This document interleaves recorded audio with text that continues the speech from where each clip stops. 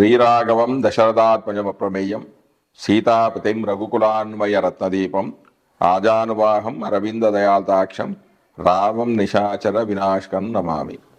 జ్ఞానానందవయం దేవం నిర్మలాస్ఫటికాకృతం ఆధారం సర్వవిద్యానాం హయగ్రీవం పాస్మహే.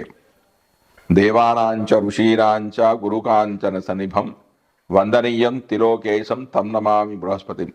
ఈ గురువు యొక్క శ్లోకాన్ని నేను ఎందుకు ఇప్పుడు చెప్పానంటే, మనం ఇప్పుడు ఈ వీడియోలో 12 లగ్నాల వారికి గురుదశ యోగిస్తుందా యోగించదా, అంటే ఏ స్థానాల్లో ఉంటే గురువు యోగిస్తాడు, ఏ స్థానాల్లో ఉంటే గురువు యోగించడు అని మనం ఈ 12 లగ్నాల వరకు ఈ వీడియోలో మనం తెలుసుకుందాం. అసలు గురువు యొక్క కారకత్వాలు ఏంటి అనేది ఇప్పుడు నేను శ్లోక రూపంలో మీకు చెప్తాను, వినండి. గురువు యొక్క కారకత్వాలు. గురు కారకత్వాలు: సంతాన సౌఖ్యం, వటనే పటుత్వం, శరీర పుష్టీర్థ వినంతనూజ, జ్ఞానం మతిస్తంత్ర విచార భూప, వినోద వేదార్థ విదోంగ వీర్యం, తురంగ సౌఖ్యం, స్వగురు స్వకర్మ సింహాసనం, గోరద వృష్ట విప్ర, చమీకరాభూషణ సత్యమేదో, మీమాంస తీర్థాన యశప్ సూర్యజాల్. సంతాన సౌఖ్యం అంటే గురువు బాగుంటే వాళ్ళకి సంతాన సౌఖ్యం ఉంటుంది. వక్తృత్వం అంటే పోటీ పరీక్షలలో వ్యాసరచన పోటీలో గెలుపొందుతారు. శరీర పుష్టి అంటే శరీరం చాలా పుష్టిగా బలంగా ఉంటుంది. ధనవంతులుగా ఉంటారు, ధనము పుత్ర సంతతి ఉంటుంది. మంచి జ్ఞాన సంపన్నులుగా ఉంటారు, మంచి బుద్ధి ఉంటుంది. తంత్ర విచారణ, రాజ సమానత్వం అంటే రాజుతో సమానమైన అధికారాన్ని పొందుతారు. వినోద ప్రీతి అంటే వినోదం అంటే ప్రీతి.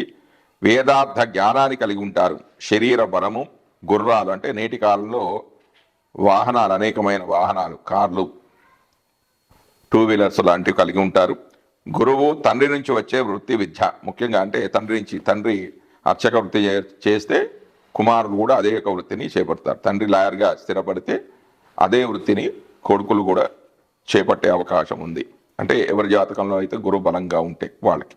సింహాసనం: గోవులు, రథాలు, వృద్ధత్వము, బ్రాహ్మణుడు, బంగారు ఆభరణాలు, సత్వగుణం కలిగి ఉంటారు. మీమాంసా శాస్త్రం, తీర్థయాత్రలు, తర్కము, జ్యోతిష్యం అంటే జ్యోతిష్యాన్ని 3 గ్రహాలు ఇస్తాయి. అదేంటి? బుధుడు, గురువు, శుక్రుడు. మరి బుధుడిచ్చే జ్యోతిష్యం వల్ల ధనార్జన అనేది లభిస్తుంది. గురువు వల్ల వచ్చే జ్యోతిష్యం వల్ల లోకోపకారానికి ఉపయోగపడతాడు, అంటే లోకంలో ఉన్న వాళ్ళకందరికి కూడా మంచి జరుగుతుంది. శుక్రకారకత్వంలోని జ్యోతిష్యం వల్ల పేరు, పలుకుబడి అనేవి లభిస్తాయి.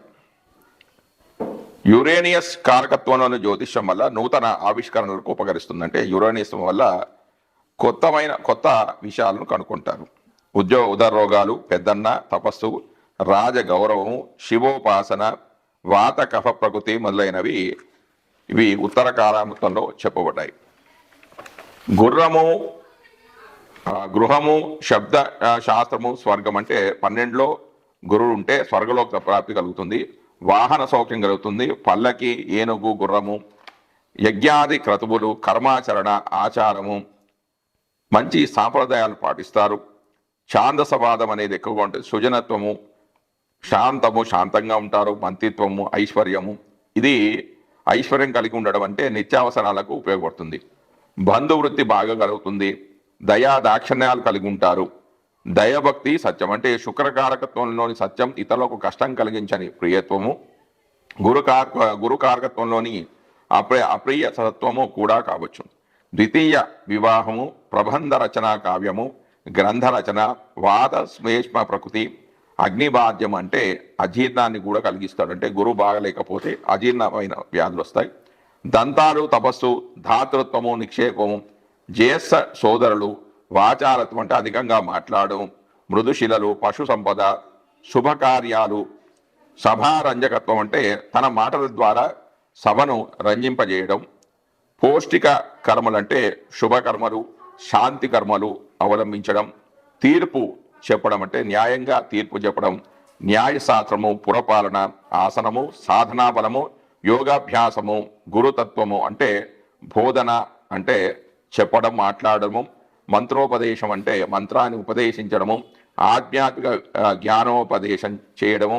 జ్ఞాపశక్తి, నూతన ఆవిష్కరణ అంటే నూతనమైన అంశాలను కనుక్కోవడం, అది లోకానికి అందించడం. సద్గతి, మోక్షము, ఆలోచన శక్తి, మంచు, తీపి కారకుడు కూడా గురువే. ఈశాన్య ప్రదేశము, తేనె కళ్ళు, సంస్కృత భాష పట్ల మంచి ప్రజ్ఞ కలిగి ఉండడం. గర్వం కలిగి ఉంటారంటే వేద పండితులు అనే వాళ్ళకి కొంచెం శాస్త్రంలో పట్టుత్వం ఉన్న వాళ్ళకి కొంచెం పొగరు, అహంకారం కూడా కొంచెం ఉంటుంది.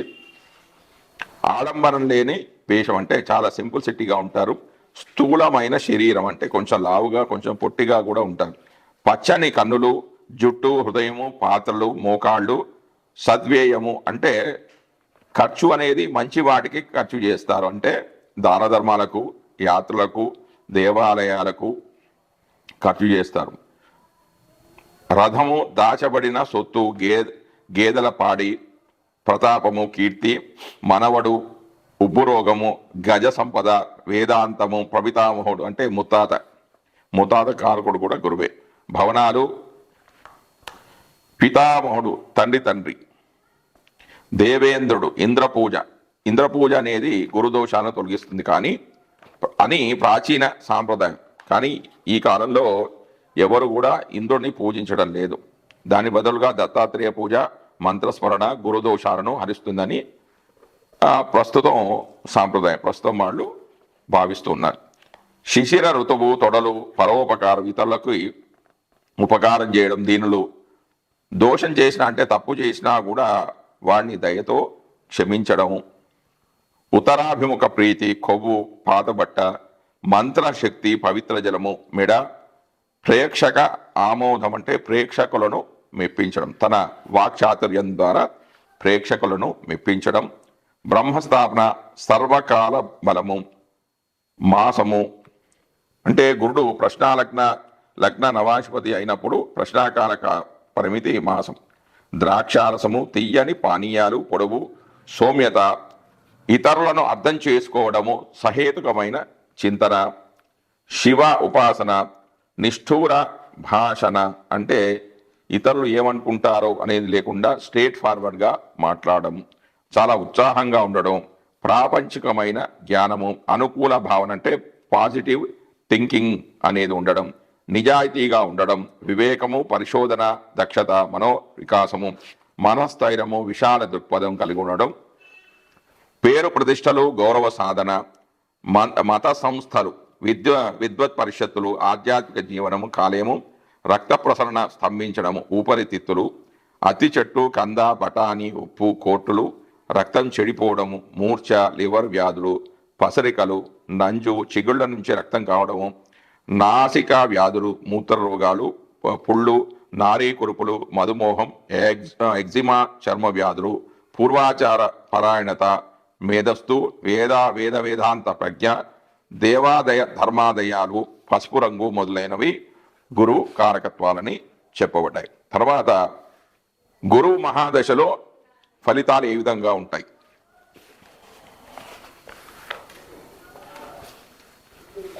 గురువు కేంద్ర కోణాల్లో ఉంటే 1, 4, 7, 10, 5, 9 ఈ స్థానాలలో గురువు ఉన్న ఉచ్చక్షేత్రంలో అంటే కర్కాటకంలో ఉన్న, స్వక్షేత్రంలో అంటే ధనస్సులో కానీ మీనంలో కానీ ఉన్న, మిత్రక్షేత్రాల్లో ఉన్న అంటే గురువుకి మిత్రులు ఎవరు? కుజుడు, రవి, చంద్రుడు. వీళ్ళ రాశులలో గురువు ఉన్నప్పుడు అతడు శుభులతో కలిసి ఉన్నా అంటే అలా ఉండడంతో పాటుగా శుభగ్రహంతో కలిసి ఉండడం అంటే శుక్రుడితో కానీ బుధుడితో కానీ కలిసి ఉన్న, శుభక్షేత్రాల్లో అంటే తన ఇందాక చెప్పాం కదా, మిత్రక్షేత్రంలో కానీ స్వక్షేత్రంలో కానీ ఉచ్చక్షేత్రంలో కానీ ఉన్న ఆ గురు దశలో సన్మానం జరుగుతుంది. మంచి అధ్యయనము, కొత్త విషయాలను అధ్యయనం చేస్తారు. వినయంగాను ఉంటారు. శౌర్యము, మంచి సద్బుద్ధి, తేజస్సు కలిగి శత్రుజయము, పరోపకారశీలము, గొప్ప గొప్ప పనులు చేస్తారు. ఘనకార్యాలు చేయాలనే ఆసక్తి ఉండి మంచి ఆలోచన అనేది ఉంటుంది. నీతి, ధార్మిక గ్రంథాల యొక్క పఠనము, రాజసేవ అంటే ప్రభుత్వానికి సేవ చేయడం, మంత్ర జపము జరుగుతుంది. వీరికి ధనలాభం కూడా కలుగుతుంది. మంచి వస్తువులు వాహనాలు అనేవి లభిస్తాయి. ప్రభు స్వయం అంటే ఉన్నతమైన అధికారులతో స్నేహం అనేది లభిస్తుంది. ధనప్రాప్తి కూడా లభిస్తుంది. భాగ్యాభివృద్ధి కలుగుతుంది. విదేశాల్లోకి ప్రయాణాలు చేస్తారు, విదేశాలకు కూడా వెళ్తారు. పెద్ద అధికారం కూడా లభిస్తుంది. గొప్ప పదవి, తన వారికి నాయకుడు కావడం, ధాన్య పశువృద్ధి అనేవి కలుగుతూ ఉంటాయి. ఒకవేళ గురుడు నీచలో ఉంటే, గురువుకి నీచ స్థానం ఏంటండి? మకర రాశి. మకరంలో నీచ పొందిన, శత్రుక్షేత్రంలో ఉన్న అంటే మకరంలో కానీ, కుంభంలో కానీ, వృషభంలో కానీ, తులలో కానీ ఈ స్థానాల్లో ఉన్న నవాంశలో D9లో శత్రు నవాంశలో ఉన్న పాపగ్రహాలతో కలిసి ఉన్న, పాపగ్రహాలంటే శనితోని కానీ, రాహుతో కానీ, కేతువుతో కానీ కలిసి ఉన్న, పాపగ్రహ దృష్టి ఉన్న, పాపగ్రహాలు ఈ గురువును చూస్తూ ఉన్న ఆ యొక్క గురు దశలో సూక్ష్మమైన తెలియని రాని విషయాలపైన పరిశ్రమ, తెలియని విషయాలను పైన కష్టపడుతూ ఉంటారు. చెవి రోగం అనేది ఉంటుంది. చెడ్డవాళ్లతో గొడవలు జరుగుతుంటాయి. 4 కాళ్ళ జంతువుల వల్ల గండం అంటే ఈ కాలంలో కార్లు, లారీలు, వాహనాల వల్ల ప్రమాదం జరిగే అవకాశం ఉంది. సేవకతత్వం అంటే సేవ చేయడం, ఊర్లు బట్టి తిరుగుతూ ఉండడం. గొప్ప స్థితి నుంచి పతనం అంటే ఉన్నత స్థితి నుంచి కిందికి దిగజారడం. అనాచారమందు ఆసక్తి, అకాల భోజనం, సమయాన్ని మించి భోజనం చేయడం, పరాపవాదం, ఇతరుల చేత తిట్లు తినడం, రాబడికి మించి ధన వ్యయం, ఆదాయం తక్కువ ఖర్చు ఎక్కువగా కావడం, కుమారులు, మిత్రులు, కుటుంబం వీరి వల్ల కష్టాలు కలగడం, కృషి అనేది నశించడం, కృషికి తగ్గ ఫలితం రాకపోవడం, మనసు అనేది వికలత్వాన్ని చెందడం, మనసులో పాపాలు చేస్తున్నట్లు తలపులు రావడం, గృహ నాశనం, ఇల్లు కాలిపోవడము, ఏదో ప్రమాదాలు జరగడం, సేవక వృత్తి కలగడం అంటే ఒకరి కింద బానిసలాగా, సేవకుడిలాగా పని చేయడం. ఇవి గురు మహాదశలో కలిగే సాధారణమైన ఫలితాలు. మనం ఇప్పుడు ఈ వీడియోలో కన్యా లగ్నం వారికి గురుదశ యోగిస్తుందా, యోగించదా, గురుడు ద్వాదశ భావాల్లో మిగతా గ్రహాలతో కలిసి ఉన్నప్పుడు ఏర్పడే యోగాలు, ఫలితాల గురించి మనం ఇప్పుడు తెలుసుకుందాం. కన్యా లగ్నానికి గురుడు చతుర్థ సప్తమాధిపతి అంటే ఉభయ కేంద్రాధిపతి. ఈ లగ్నాధిపతి బుధునితో వైర గ్రహము. 4 ఏళ్లకు అధిపతిగా గురుడు అష్టమ స్థానమైన మేషంలో అంటే మిత్రక్షేత్రంలో ఉన్నప్పుడు భార్యతో వైరం కలవారు, వృత్తిపరమైన అనుకూలత తక్కువగా ఉన్నవారుగా ఉంటారు. సుఖపడలేని వారు కానీ మంచి ఆయుర్ధాం కలిగిన వారుగా ఉంటారు. ఉభయ కేంద్రాధిపతిగా గురుడు మధ్యమ ఫలితాలను ఇస్తాడు. ఇక గురుడు వృషభంలో ఉన్నప్పుడు ఉన్నత ఆశయాలు కలిగిన వారుగా, రాజనీతి తెలిసిన వారుగా, కోర్టు ప్రభుత్వ వ్యవహారంలో నేర్పు కలిగిన వారుగా ఉంటారు. కష్టించి పనిచేసే నైజం ఉంటుంది. మిత్రుల సహాయ సహకారాలు కలవారుగా ఉంటారు. మంచి సంపాదన కలిగిన వారుగా ఉంటారు. కుటుంబ సంతాన సౌఖ్యం కలిగి ఉంటారు. అనుకూలమైన ఫలితాలే ఈ యొక్క దశలో కలుగుతాయి. ఇక గురుడు మిథునంలో ఉన్నప్పుడు చక్కని సుఖాలను అనుభవించే వారుగా ఉంటారు. మంచి విద్య కలవారుగా ఉంటారు. సభల్లో చక్కగా ప్రసంగించే నేర్పు కలిగిన వారుగా ఉంటారు. ఓర్పుగా బోధన చేయువారుగా ఉంటారంటే క్లాసెస్ అనేది బాగా చెప్తారు వీళ్ళు. భౌతిక సుఖాలపై ఆసక్తి అనేది చాలా తక్కువగా ఉంటుంది. గురుదశ మిశ్రమ ఫలితాలను కలిగిస్తూ ఉంటుంది. ఇక గురుడు కర్కాటకంలో అంటే ఏకాదశ స్థానంలో ఉన్నప్పుడు ఇది గురుడికి ఉచ్చక్షేత్రం కాబట్టి మంచి భార్య అంటే యోగ్యమైన కలతం లభిస్తుంది. జాతీయ అంతర్జాతీయమైన ఖ్యాతి కలిగిన వారుగా ఉంటారు. భూవాహన గృహ సౌఖ్యం కలిగిన వారుగా ఉంటారు. మంచి విద్య కలిగిన వారు ఉంటారు. యోగ్యమైన సంతానము, మంచి కుటుంబం అనేది వీరికి ఉంటుంది. కానీ గురుదశ మధ్యమంగా యోగిస్తూ ఉంటుంది. ఇక గురుడు సింహంలో అంటే ద్వాదశ భావంలో ఉన్నప్పుడు సుఖం అనేది తక్కువగా ఉంటుంది. వివాహంలో వివాదాలు కలిగి ఉంటారు. వివాహ సమయంలో వివాదాలు జరుగుతుంటాయి. ఎప్పుడు కూడా భార్యతో గొడవలు అనేవి జరుగుతూ ఉంటాయి. విశేషంగా ధనం ఖర్చు చేయవారుగా ఉంటారు. దేశాలు తిరుగుతూ ఉంటారు, యాత్రలు చేస్తూ ఉంటారు. పరోపకార స్వభావం కలిగిన వారుగా ఉంటారు. ఆలోచనని కార్యరూపం అనేది దాల్చారు. అంటే ఒకటి ఆలోచిస్తే ఇంకోటి ఏదో చేస్తుంటారు. గురు మహాదశ అనేది మధ్యమంగా యోగిస్తూ ఉంటుంది. ఇక గురుడు కన్యలు అంటే ఆ కన్యా లగ్నం వారికి లగ్నంలోనే గురుడు ఉన్నప్పుడు భౌతిక ఆధ్యాత్మిక సుఖాలు అనుభవించేవారుగా ఉంటారు. సంతాన సుఖం ఉంటుంది. కలత్ర సుఖాలు కలవారుగా ఉంటారు. వాహన గృహ సౌకర్యాలు ఉంటాయి. చక్కని విద్య కలిగిన వారుగా ఉంటారు. వివాహ అనంతరం వీరికి భాగ్యోదయం అంటే పెళ్లి తర్వాత వీరికి కలిసి వస్తుంది. కానీ గురు మహాదశ అనేది మధ్యమంగా యోగిస్తూ ఉంటుంది. ఇక గురుడు తులలో ద్వితీయ భావంలో ఉన్నప్పుడు అంటే తుల అనేది గురుడికి శత్రుక్షేత్రం. శత్రుస్థానంలో ఉన్నప్పటికీ మంచి విద్య కలిగిన వారుగా, కవులు రచనాదులు చేయవారుగా ఉంటారు. జ్యోతిషాది విద్యలలో నేర్పు కలిగిన వారు, మంచి వాక్కు, సభలలో ప్రసంగించే నేర్పు కలిగి ఉంటారు. ఈ గురుమాదశ అనేది సామాన్యంగా యోగిస్తుంటుంది. ఇక గురుడు వృచ్చికంలో అంటే తులారాశిలో ఉన్న తృతీయ భావంలో అంటే సోదర భావం, విక్రమ భావము ఇందులో ఉన్నప్పుడు ఇది గురుడికి మిత్రక్షేత్రం కాబట్టి ఇందులో ఉన్నప్పుడు సుఖాలను అనుభవించేవారుగా ఉంటారు. ఎప్పుడు కూడా ధైర్యంగా ఉంటారు. ఉన్నత విద్యను అభ్యసించేవారుగా ఉంటారు. వ్యాపారం లేదా వ్యవసాయంలో ధన సంపాదన అనేది ఎక్కువగా ఉంటుంది. గురు మహాదశ మధ్యమ ఫలితాలను కలిగిస్తుంది. ఇక గురుడు ధనస్సులో ఉన్నప్పుడు అంటే ఇది ధనస్సులో అంటే చతుర్థ భావంలో ఉన్నప్పుడు తన యొక్క స్వక్షేత్రంలోనే ఉన్నప్పుడు చతుర్థం అనేది కేంద్ర స్థానం అయినా కూడా తన స్వక్షేత్రంలోనే ఉంటాడు కాబట్టి పాప ఫలితాలు అనేవి చాలా తక్కువగా ఉంటాయి. మంచి మిత్రులు ఉంటారు, మంచి విద్వాంసులుగా ఉంటారు. అనేక విద్యల్లో నేర్పు ఉంటుంది వీరికి. ధార్మికులు, విద్వాంసులచే గౌరవించబడతారు. అందరితో అనుకూలంగా ఉంటారు.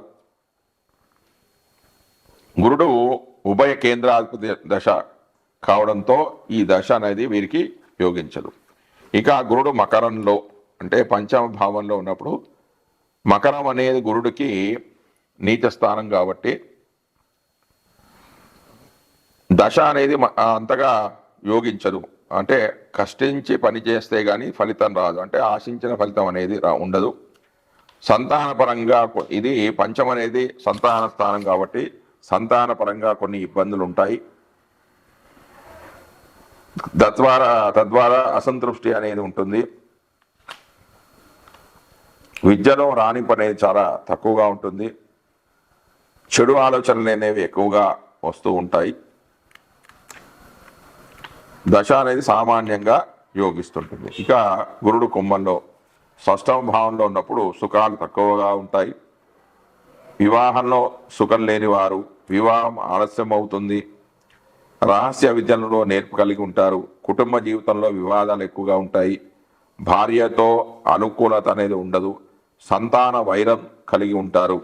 మధ్య రకమైన ఫలితాలు అనేవి ఈ గురు మహాదశలు కలుగుతాయి. ఇక గురుడు మీనంలో అంటే సప్తమ భావంలో ఉన్నప్పుడు మీనం అనేది గురుడికి స్వక్షేత్రం కాబట్టి